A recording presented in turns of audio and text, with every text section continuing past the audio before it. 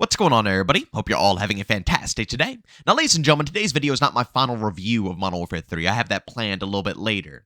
But today I kind of wanted to discuss with you guys the sad downfall of this game. Again, a game that I still think is one of the best that has released in these previous 5 games, if not one of the better new-gen Call of Duty games that have ever been released. Outstanding community feedback. The devs have been on point with absolutely everything. But sadly, it doesn't matter how good the development team is or how much they care about us.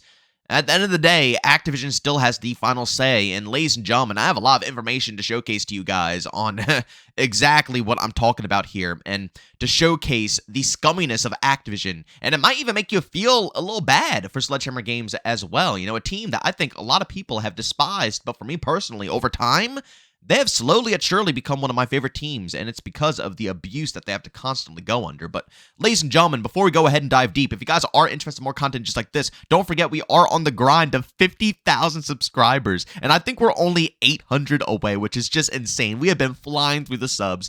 Everybody's been showing so much support. People have been loving and enjoying the content. And trust me, there is a lot more in store with Black Ops 6 dropping, and also more things to come regarding XDefiant as well. Guys, don't forget, subscribe, hit that bell. We are going to be posting everything covering all those games. And last but not least, if you guys are interested in any of my live streams, I will be live today around 12 p.m. Eastern Time. Probably a little bit more XDefiant, but of course, if you guys are interested, want to hang out with me, or even hop into the open lobbies, you guys find a link to that channel down in the description of this video. Alright, so ladies and gentlemen, if you haven't seen already, Season 6 has been announced for Modern Warfare 3. Yes, pretty much the final season, because there's only going to be one more month until the official drop of Black Ops 6. And this season is going to be, you know, kind of Halloween-themed, which, personally, I absolutely love. I love this time of the year. I love fall. This is all, you know, this is what I'm all about, baby. So I'm going to be eating this up. But sadly, there isn't much to eat up in the frickin' first place. Ladies and gentlemen, as you can see from the official Call of Duty page, the haunting returns, and it's more terrifying than ever. Yeah, it's terrifying because you're spooking me out with no content. A horrific cast of operators, new 6v6 map drive-through, and 6 new map variants. I love how they call them new. Purgatory limited time mode, free rift runs in Modern Warfare Zombies, plus new weapons, aftermarket parts, and more. And this is the official roadmap right here for you all, ladies and gentlemen. As you can see, you can get a couple of new weapons, LMG battle rifle. I'm not looking at the Warzone side. I could give 2 craps. Sorry to everybody who enjoys Warzone, but I'm a multiplayer guy. You're going to be getting some new operators, including Michael Myers, which is pretty cool. You got a few events, you know, some interesting looking events. But when it comes to maps, they try to make it look packed, don't they? The whole top right side of the multiplayer scene is making it seem like there's so many new maps, when in reality, they're all shipment variants. And one is a meat variant. There's only a singular new map called Drive-Thru coming in to Season 6, ladies and gentlemen.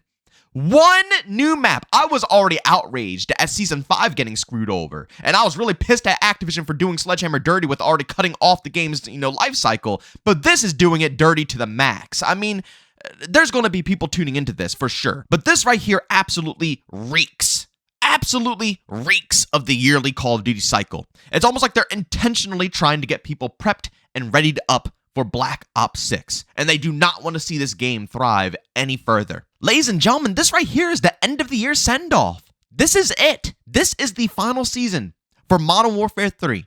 This is supposed to be a celebration, especially for Sledgehammer Games, and I'm sure they want it to be a celebration.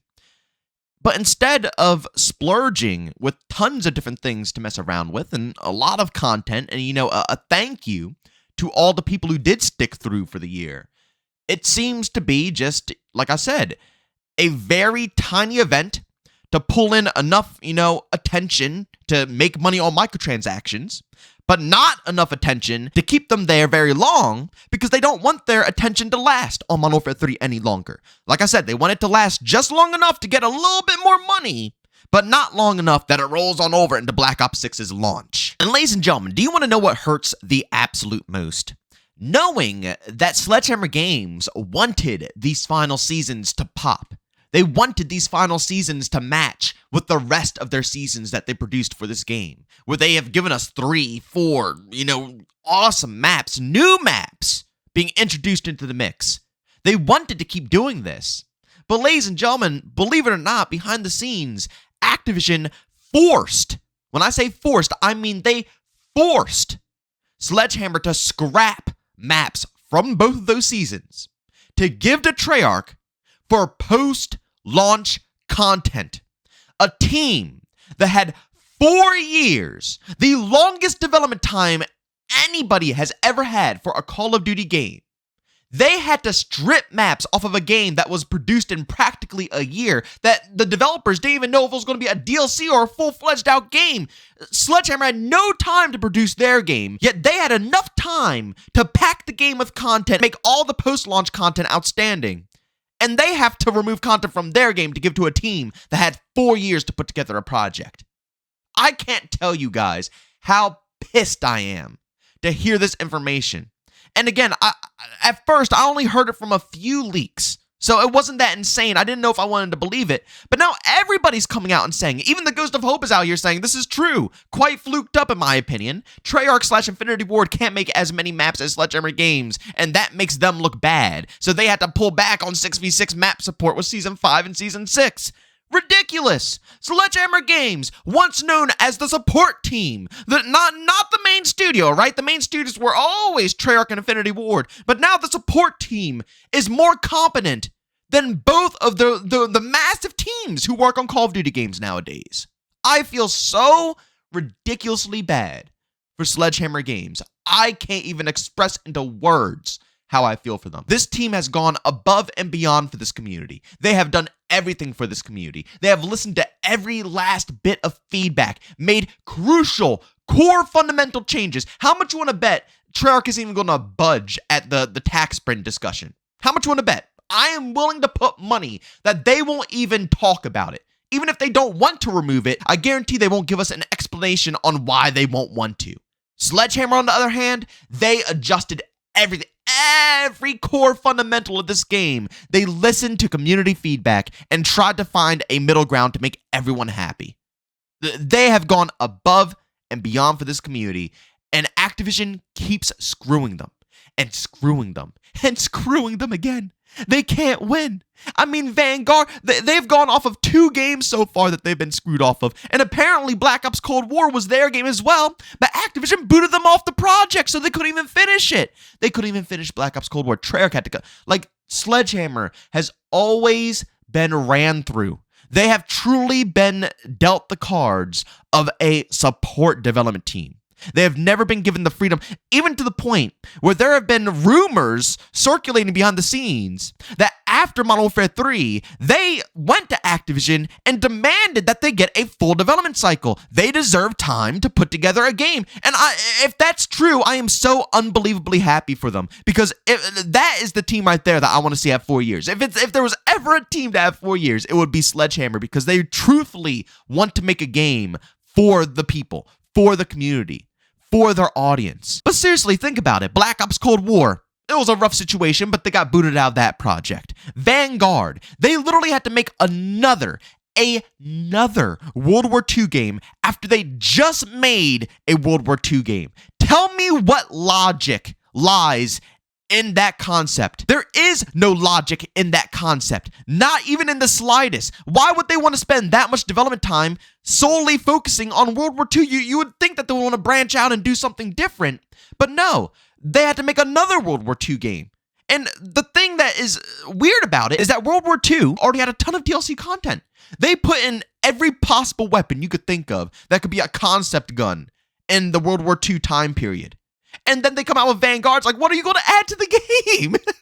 You covered everything basically in Call of Duty World War II. Like, it didn't make any sense. And it was all so Modern Warfare 2 2022 could get extra development time and Infinity Ward could thrive.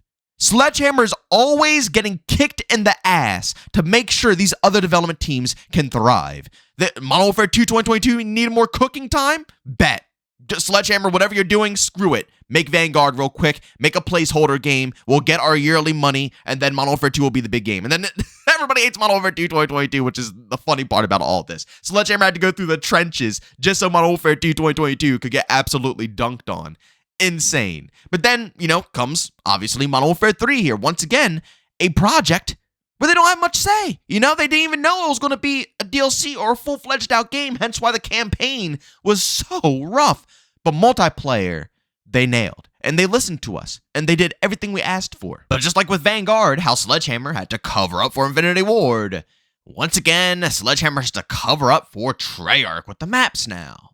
They're covering up for everyone besides themselves because they're not allowed to cover up for themselves. They are treated as a support studio.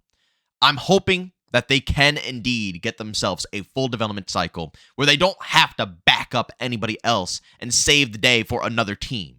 I can't believe that they stripped the maps from these final seasons for Modern Warfare 3. They intentionally made the final seasons more boring and less attractive on purpose, not only to bring more people into Black Ops 6 and to get them hype up, but to also save Treyarch's ass and give them post-launch content, which I guess I should be happy for because I've been complaining that all the maps are absurdly small, and I guarantee that the DLC maps that Sledgehammer make, you're probably going to be able to notice them up in, Black Ops 6, which I'm really happy about, but still, I honestly wish Modern Warfare 3 got that content and continued to thrive for the remainder of the year. But that'll be too good. That'll be too good. Activision does not want people hanging on to Modern Warfare 3 forever. They don't. They want people to move on. And adding more content every season will only get people more hyped up for this current game. But ladies and gentlemen, as always, if you enjoyed today's video, leave a like. If you hate it, leave a dislike. Don't forget to subscribe and hit that bell. I post daily here at 8 in the morning Eastern Time. And of course, if you guys are interested in my live streams, I will be live today at 12 p.m. Eastern Time over on Twitch. Of course, guys, you can find a link to that channel down in the description of this video. But as always, thank you for tuning in, and I'll see you all next one. Peace out.